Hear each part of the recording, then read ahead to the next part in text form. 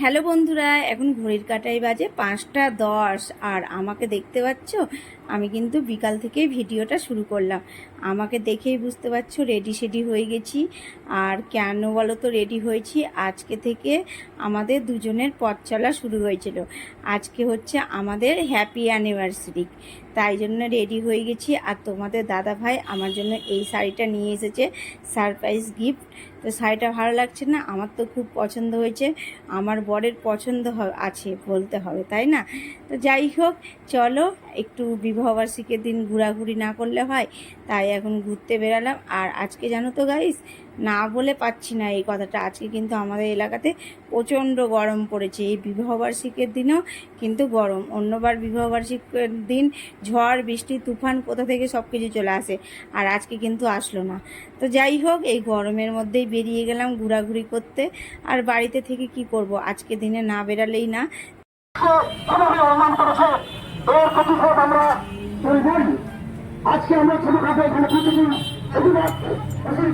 তো গাইজ, আজকে আমাদের বেরানোর কথা ছিল 11টা কি 12টার সময়তে বেরানোর কথা ছিল, কিন্তু এত রোদ্দুর উঠেছিল না, তাই ভাবলাম না, এত তাড়াতাড়ি বেরিয়ে লাভ নেই, রোদ্দুরটা যাক তারপরেই বেরাবো 5টার সময়।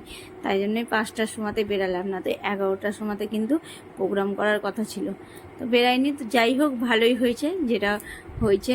আর কি বলতো, তোমাদের দাদা ভাইকে বলছি এত গরমের মধ্যে বিয়ে বেকার করেছিলাম, তো বলছে আরও একবার করে নেব ফাল্গুন মাসে, তাই বলছে আমাকে।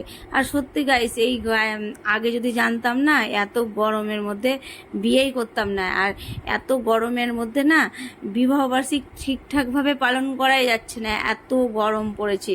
না কোথাও ঘুরতে যেতে পারছি ভালো করে, না তো সকাল থেকেই কত সুন্দর সময়টা কাটাতে পারতাম ঘোরাফেরা করে, তাই না? কিন্তু এই রোদ্দুরের ভয়ে বেরাইনি, দেখো না বিকালে বেরালাম। তো যাই হোক, যখনই বেরালাম এই টাইমটা খুব ভালোই কাটছে, কিন্তু গরমও লাগছে খুব। আর তোমাদের দাদা ভাই তো একবারে ঘেমে স্নান হয়ে গেছে, ওটা পরে দেখাচ্ছি তোমাদেরকে, তোমরা দেখলেই বুঝতে পারবে। আর আমরা চলে আসলাম পার্কে, চলে আসলাম, বেলা শেষ। পার্কের নামটাও কি সুন্দর না, বেলা শেষ। আর আমরা বেলা শেষের সময়তেই এসেছি।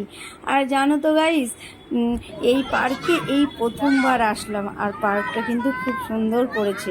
প্রথমবার আসলে যা হয় একটু অন্যরকম লাগে না, খুব ভালো লাগে। যেই জায়গা দেখবে 2বার 3বার 4বার যাবে, ওই জায়গাটা কিন্তু অতটা ভালো লাগে না। আর প্রথমবার আসলে না মনে হয় কি আরও ভালো করে দেখাই হলো না, এরপরে এসে আবার আসবো দিয়ে ভালো করে দেখবো, আমার তো এমনটাই হয়। আর জানো, দোলনার কাছে কতক্ষণ দাঁড়িয়ে থাকলাম, দুলতে আর পারলাম না, যারা দুলছে দুল খেয়েই যাচ্ছে। তো যাই হোক, আবার এদিক ওইদিক ঘোরাঘুরি করছি, 2-1টা রিলসও বানালাম। চুল টুল ছেড়ে আমাকে কেমন লাগছিল, চুল ছেড়ে যা লাগছে না, অদ্ভুত লাগছিল। তোমাদের দাদা ভাই তো তাই বললো। আর ঘোরাঘুরি করছি, পার্কটা বিশাল বড় এলাকা নিয়ে আছে। আর এই দেখো, তোমাদের দাদা ভাইকে বলছি, কি বলছি বলো তো, বলছি কি আমাকে একটু হাওয়া করো তো, এত গরম লাগছে না। আর ও বলছে হাওয়া কি করে করবো, পাখা নিয়ে এসেছো বাড়ি থেকে? আমি যে না, তো নিয়ে আসেনি। আর দেখো গাছগুলো চুপটি করে বসে আছে, একটুও হাওয়া দিচ্ছে না। এরা যদি হাওয়া দেয় না, তবে আর কাউকে বলতে হয় না কি হাওয়া করো, তাই না? আর এই সাইডে একটু আগেই বৃষ্টি হয়েছে, আরও গরমটা বেশি পড়েছে জানো। আগে যদি জানতাম না পার্কের ভিতরে এতটা গরম হবে, তবে কিন্তু এই পার্কে আমি আসতাম না, অন্য সময় আসতাম। আর যেহেতু টিকিট কেটে নিয়েছি, 30 টাকা দিয়ে টিকিট কেটেছি জানো, একজনের টিকিটের দামই 30 টাকা। আর এখানে যদি 3 ঘন্টা না থাকি তাহলে হবে? তবে তো টিকিটের টাকাটাই উঠবে না, তাই না? আর গরমের মধ্যে তো হাঁটতে ইচ্ছে করে না, তাও হাঁটাহাঁটি করছি, ঘোরাঘুরি করছি। তার মাঝখানেও কিন্তু আমি দোলনার দিকে নজর দিয়ে আছি, কখন ওদের হবে আর কখন আমি চাপবো দোলনাতে। কিন্তু এইভাবে করলে তো চাপতেই পারবো না মনে হয়, যতক্ষণই দাঁড়িয়ে থাকি, কেননা একটার পর একটা লাইন হয়ে যাচ্ছে। তাই এখানে 10 মিনিট ধরে দাঁড়ালাম, তারপরে ফাইনালি দোলনাতে চাপতে পেলাম। আর পার্কে এসে যদি দোলনাতে না চাপি না, মনটা ভরে না জানো, আমার তো এইরকমই হয়। আর এই পার্কে এত কিছু ঘোরার আছে, কি বলবো গাইস, আমরা তো মানে গরমের মধ্যে সব কিছু দেখতেই পারিনি, যতটা সম্ভব ততটাই দেখেছি, কেননা খুব গরম লাগছে। আর তোমাদের দাদা ভাই তো মনে হচ্ছে জামাটা জল থেকে ডুবিয়ে নিয়ে আসলো, এইরকম ওর জামা একবারে ভিজে গেছে। দেখেই বুঝতে পারবে, তোমাদেরকে এক ঝলক নিশ্চয়ই দেখাবো। আর এই দেখো চলে এসেছি আমরা দাবা ঘরে, এখানে দাবা খেলা হয়। আর আমি ওটা হাতে নিয়ে দেখছি, বাপরে ভারী। আর এটা তো অবশ্যই ভারী থাকবে, এটা তো তোলা যাবে না। তোলা যদি যেত তাহলে বাচ্চা কাচ্চা সব কোথা নিয়ে চলে যেত, তাই না? আর চলো এখন পার্কটা পুরোটা ঘুরে ঘুরে দেখবো, আর কিছুক্ষণ সময় কাটাবো এখানে, কিছুক্ষণ থাকবো। আর জানো, এই সাইডে ভাবলাম বোর্ডে চাপবো, কিন্তু বোর্ডে চাপা হলো না, এত গরমের মধ্যে না চাপতে ইচ্ছা করে না। আবার ফের ভাবলাম কি পার্কটাতে একটু পরে বন্ধই হয়ে যাবে, প্রায় 7:30 কাছাকাছি বেজে গিয়েছিলো, 8টার সময়তে বন্ধ হওয়ার কথা। আবার টিকিট কেটে চাপবো তো টাইমই পাবো না, 10 থেকে 15 মিনিট চাপতে পারবো বোর্ডে। তাই ভাবলাম থাক, এরপরে আসবো তখন বোর্ডে চাপবো। দেখো বন্ধুরা, একটা বাচ্চা মেয়ে, ও বলছে চলো আন্টি তোমার সঙ্গে দাবা খেলি। তো ও তো বুঝতেই পারছে না, দিয়ে ওকে বলছে হাত দিয়ে দেখ রে কত ভারী।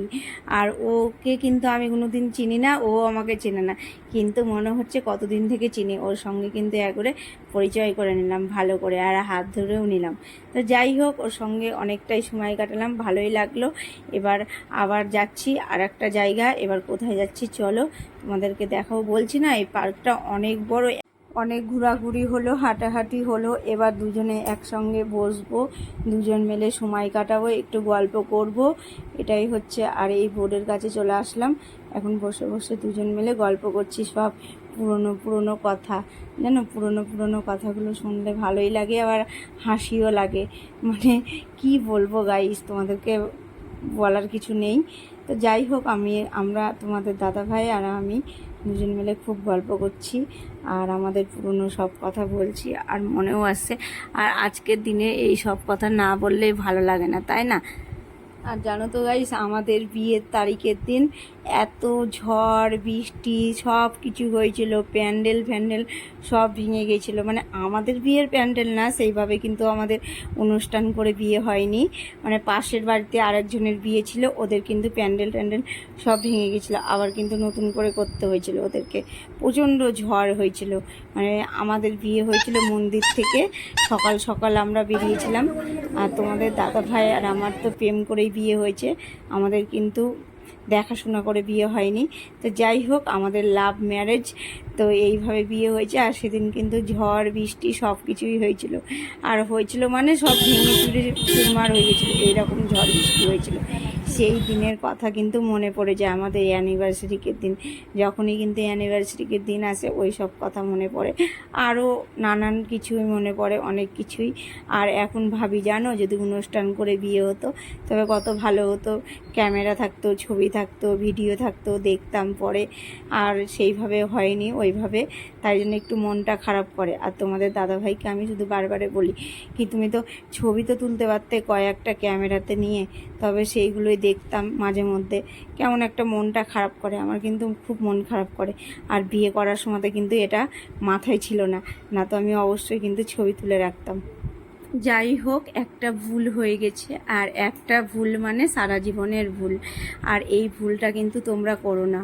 আর কি বলো তো, কেন আফসোস হয়, তখন কত আমি ছোট ছিলাম, ওই বয়সের যদি ছবিগুলো থাকতো কত সুন্দর দেখতে পেতাম, এটাই আফসোস হয়। তো যাই হোক, এই ভুলটা হয়েছে আমার, কিন্তু জীবনসঙ্গী বাঁচতে কিন্তু ভুল হয়নি। তোমাদের দাদাভাই কিন্তু খুব খুব ভালো আমার জীবনসঙ্গী। আর তোমরা এই আমাদেরকে আশীর্বাদ করো, আমরা যেন এইভাবেই সারা জীবন দুজনের পাশাপাশি থাকতে পারি, দুজনের হাত হাত ধরে থাকতে পারি, দুজন যেন একসঙ্গে এইভাবে পথ চলতে পারি।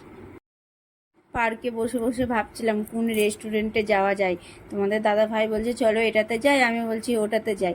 তারপরে অবশেষে একটা ডিসিশন নিলাম, দিয়ে চলে আসলাম পারমিতাতে, এই রেস্টুরেন্টে। এই রেস্টুরেন্টে এর আগেও এসেছি, খাবার খুব ভালো, কোয়ালিটি দারুণ দেয়, আমাদেরকে খুব ভালো লাগে এখানকার খাবার খেতে। তো চলো এখন একটু বসবো, আর এসির ভিতর ঢুকে না খুব খুব মানে কি বলবো, গোটা শরীরটা কুলকুল হয়ে গেল ঠান্ডাতে, হেভি লাগছে জানো না, বাইরে এত গরম আর এসে খুব ভালো লাগছে। আর দেখো আমাদের খাবার চলে আসলো, তার আগে কিন্তু আমরা ছবি টবি কিন্তু তুলে নিয়েছি অনেকগুলোই, তোমাদের দাদাভাই আর আমি।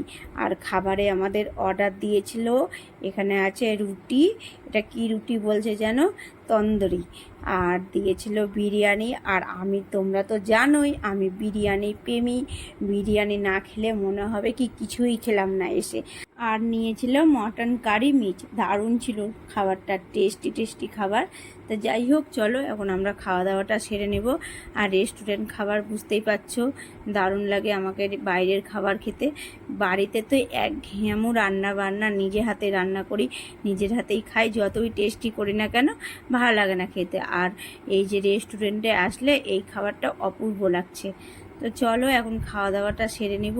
আর ঠান্ডা ঠান্ডা জল খাচ্ছি, গেলাসে কিন্তু জল ঢেলে নিয়েছি, তাও কিন্তু অভ্যাস, অভ্যাস কোথায় যাবে, বোতল থেকেই কিন্তু আমি জল খাচ্ছি বারবারে। আগে খেয়ে নিলাম রুটি, আর রুটিটা খুব টেস্টি ছিল, একটা অন্য রকম জানো, দারুণ লাগছিল খেতে। আর বিরিয়ানিটা পরে খাবো।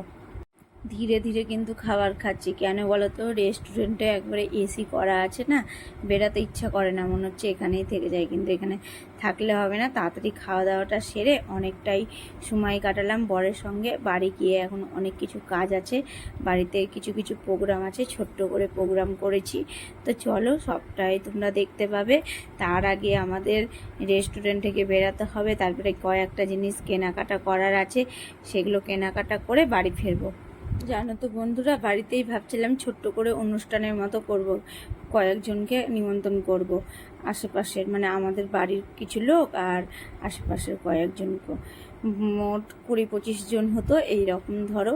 কিন্তু এই গরমের মধ্যে এত মানে প্রোগ্রাম আর করলাম না, ইচ্ছা করলো না, এই গরমের মধ্যে ভালো লাগছিল না, তাই জন্য ক্যান্সেল করে দিলাম।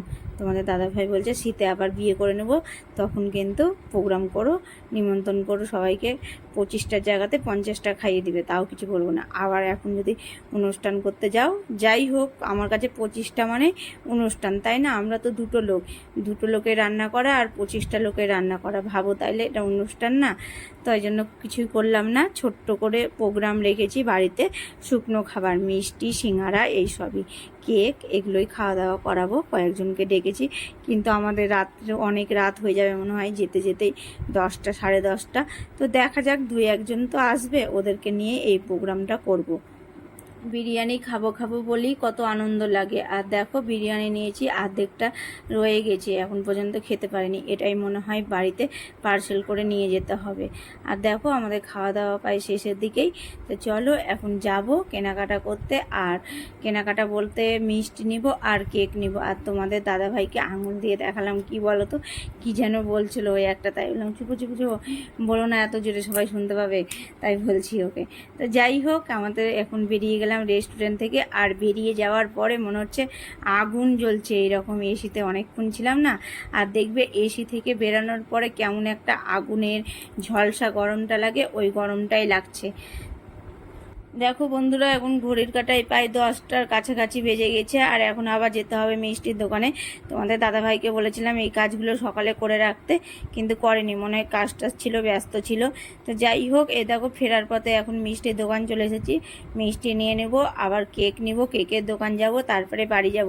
আর বাড়ি গিয়ে খুব টায়ার্ড হয়ে গেছিলাম, তার কিছুক্ষণ রেস্ট নিয়েছি, কিছুক্ষণ বলতে কি 10 থেকে 5 মিনিট এই রকম। তো তারপরে আবার রেডি হলাম, এই শাড়িটা পরে অনেকক্ষণ ছিলাম, মানে ঘেমেছিলাম গরমের মধ্যে, দিয়ে শাড়ি পাল্টে নিলাম, একটা শাড়ি পরে নিলাম, ওই যে পুজোতে যেই শাড়িটা নিয়েছি, একটু ঝকমকা শাড়ি। আর একটু ঝকমকা না পরলে হয় বলো তো, আজকের দিনেই তো আমাদের বিয়ে হয়েছিল, তাই না। আর এই শাড়িটাও খুব ভালো, কিন্তু এই শাড়িটা পরে করলাম না, এই শাড়িটা পরে তো ঘোরাঘুরি হলো, আবার একটা অন্য শাড়ি পরে নিলাম। এত টায়ার্ডের মধ্যেও কিন্তু আমি শাড়ি পাল্টাতে ভুলিনি, দেখছো, শাড়ি পাল্টালাম। যাই হোক, এই দেখো এই কেকটা নিলাম। আর তোমাদের দাদাভাই আগেই কেকের দোকানে বসে গেছে, গিয়ে বলছে কি আরাম, কেকের দোকানে তো এসে থাকেই, তাই না। আর কেক নিয়ে বেরিয়ে গেলাম, এখন বাড়ি এসেছি। আর দেখো আমার সঙ্গীরা সব চলে এসেছে।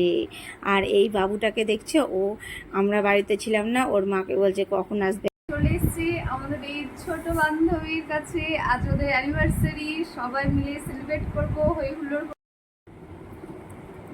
আগে শুধু কেকটার ছবি তুলো, তারপর ভিডিও রিডিও করো। Happy anniversary. সব বান্ধবীরা মিলে বসে গেছি। কথা বলে দাও, কথা শুনতে হবে না। হ্যাঁ হ্যাঁ, তাও বলছি। সবাই মিলে বসে গেছি, একটা ছবি তুলবো। চলো। আজকের বিশেষ দিনটা আর একটু বিশেষ হয়ে উঠলো, সবাই এসেছে দেখতেই পাচ্ছ। এখন কেক কাটিং হয়ে গেল, কেক খাওয়াবো ওদেরকে, আবার একটু কেক মাখামাখিও হলো। শুধু খাওয়ালে হবে, গালকেও খাওয়াতে হবে, তাই না?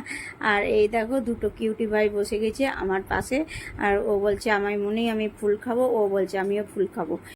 আজকে বিকাল থেকে রাত পর্যন্ত খুব ভালো কাটলো, পার্কে ঘোরা, রেস্টুরেন্টে খাওয়া, আর বাড়িতে ছোট্ট করে প্রোগ্রাম করা। হাতে করে খেতে হবে না, কেটে দাও। চলো এখানে নিয়ে আসি, দিয়ে খেতে সবাই মিলে বসে আমিও ভাবছি চুড়িদার করছে, আমি হাত খাইয়ে বাসন আসছে